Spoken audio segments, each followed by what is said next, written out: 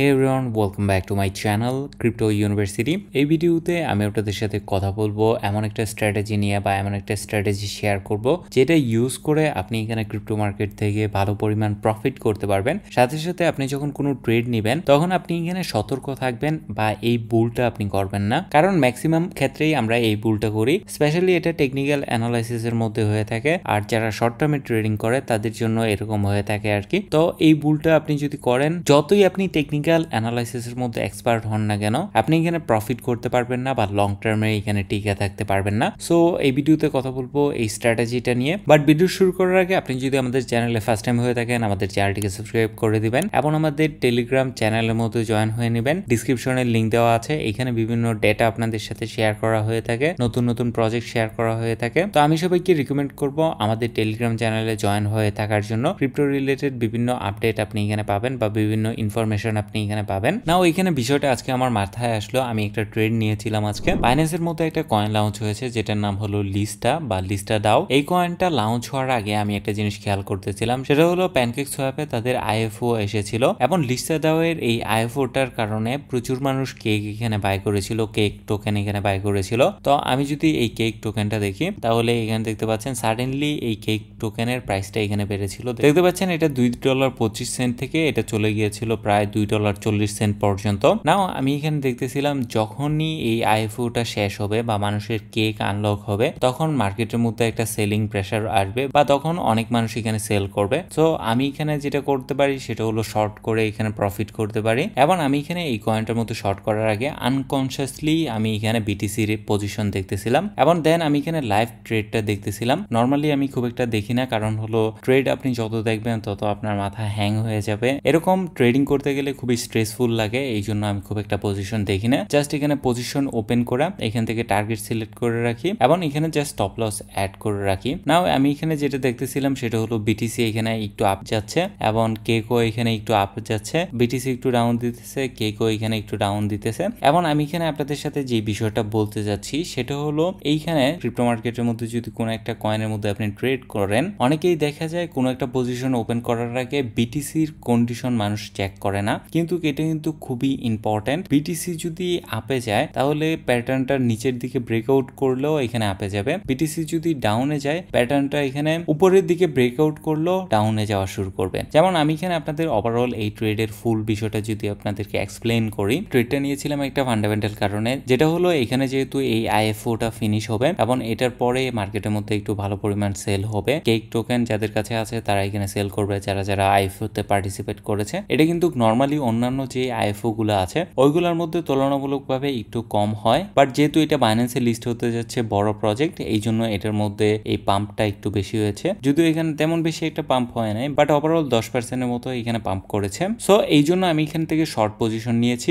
এবং আপনি যদি এখানে বিটিসি দিয়ে দেখেন, বিটিসি ওই সময় এই জায়গায় ছিল এবং আমি এখানে দেখতেছিলাম বিটিসি এখানে উপরে যাচ্ছে নাকি নিচে যাচ্ছে। ম্যাক্সিমাম মুভগুলো এখানে মিলে বিটিসি যদি একটু কারেকশন নেয় তাহলে এই কয়েনটাও দেখবেন এখানে একটু কারেকশন নিচ্ছে। দেখতে পাচ্ছেন এটা একটু উপরে যাচ্ছে, রেড ক্যান্ডেলটা ছোট হচ্ছে। আবার এখানেও যদি দেখেন বিটিসির মধ্যে এখানে একটা গ্রিন ক্যান্ডেল তৈরি হয়েছে। সো আমি এখানে যেটা বলতে চাচ্ছি সেটা হলো আপনি যখনই কোনো একটা কয়েনের মধ্যে ট্রেড নেবেন তখন একটা অ্যানালাইসিস করলে হবে না, আপনার এখানে দুইটা দিকে খেয়াল রাখতে হবে। একটা হলো বিটিসির কারেন্ট কন্ডিশন কিরকম, আরেকটা হলো আপনি যে কয়েনটাতে নিতেছেন ওই কয়েনটার কারেন্ট কন্ডিশন কিরকম। এটা প্রায় সময়ই হয়ে থাকে, আমরা অনেক কয়েন বাই করি কিন্তু মাঝখান দিয়ে এসে বিটিসি এরকম ভাবে হিউজ পরিমাণ ডাউন দিয়ে দেয় এবং আমাদের সুন্দর সুন্দর পজিশনে থাকা অ্যাল্ট কয়েন গুলা এখান থেকেও আরো 10%, 15% বা 20% ডাউন দিয়ে দেয়। সো এই জন্য এখানে বিটিসির উপর একটু নজর রাখা উচিত যে বিটিসি কোন দিকে যাইতে পারে। যেমন ধরেন এখানে আরেকটা নতুন ট্রেড আমি দেখতেছি, যদিও ট্রেডটা অলরেডি এখানে ওপেন করা আছে, বাট আপনি যদি এখানে দেখেন ফার্স্টে আমি ভেবেছিলাম এইখান থেকে উপরের দিকে ব্রেকআউট করতে পারে, কিন্তু পরে দেখলাম বিটিসি এখানে নিচের দিকে ব্রেকআউট হচ্ছে বা নিচের দিকে এখানে ব্রেকআউট হয়েছে বলতে পারেন। এবং এটার মানে বিটিসি যদি এখান থেকে অ্যাগেইন নিচে আসে,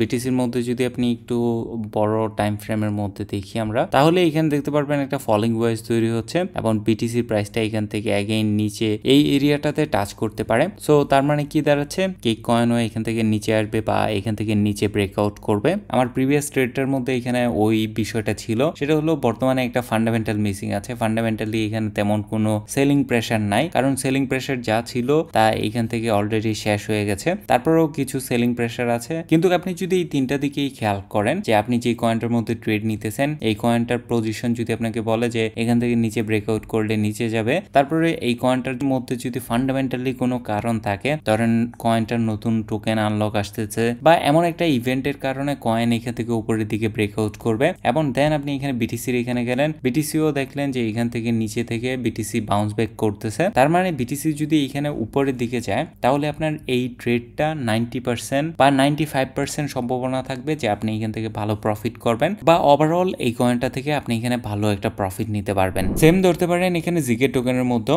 এখানে দেখতে পাচ্ছেন যখন এটা লঞ্চ হয়েছিল 25 সেন্ট 26 সেন্টে চলতেছিল, এন্ড ওইখান থেকে যারা এয়ারড্রপের মধ্যে টোকেন পেয়েছে তারা এখানে সেল করেছে এবং এটা ডাউন দিয়ে চলে এসেছিল 20 সেন্ট পর্যন্ত, তারপরে এগেইন একটু বাউন্স ব্যাক করেছে, এন্ড আজকে সারাদিন টোকেনটা এগেইন এখানে ডাউন দিয়েছিল 20 সেন্টের নিচে চলে এসেছিল। এটার মেইন কারণই কিন্তু এখানে বিটিসি ডাউন দিয়েছে। যদি এখানে বিটিসি এখানে $66,000 ক্রস করে বা ব্রেকআউট করে উপরে যেত তাহলে আমরা কিন্তু এই জিকে টোকেনের মধ্যেও একটা আপ ট্রেন্ড দেখতে পারতাম। এটা কিন্তু আমরা ম্যাক্সিমাম মানুষই জানি যে বিটিসি যদি এখানে ডাউন দেয় তাহলে যে কোনো অ্যাল্ট কয়েন যে কোনো জায়গায় থাকুক না কেন মার্কেট ওইখান থেকে ডাউন দিবে, অ্যাল্ট কয়েন গুলো ওইখান থেকে ডাউন দিবেই। কিন্তু যারা এখানে ট্রেড করে ম্যাক্সিমাম মানুষ কিন্তু ওইটা খেয়াল করে না। যখন আপনি ট্রেড নেন তখন আমরা কিন্তু আনকনসিয়াসলি আমরা এটা খেয়াল করি না বা বিটিসির মধ্যে এখানে একটু অ্যানালাইসিস করে নেই না। কিন্তু যদি আমরা বিটিসির মধ্যে অ্যানালাইসিসটা করি বা বিটিসির এইখানে মুভমেন্টটা একটু প্রেডিক্ট করতে পারি তাহলে আমরা এখানে ডাবল কনফার্মেশন পাচ্ছি বা আমরা এখানে ডাবল কনফার্ম হতে পারবো। সো এই জন্য আপনাদের সাথে এই বিষয়টা শেয়ার করা। ভেরি সিম্পল বিষয়, বাট যদি আপনি এটা ইমপ্লিমেন্ট করা শুরু করেন তাহলে ট্রেডিং আপনার জন্য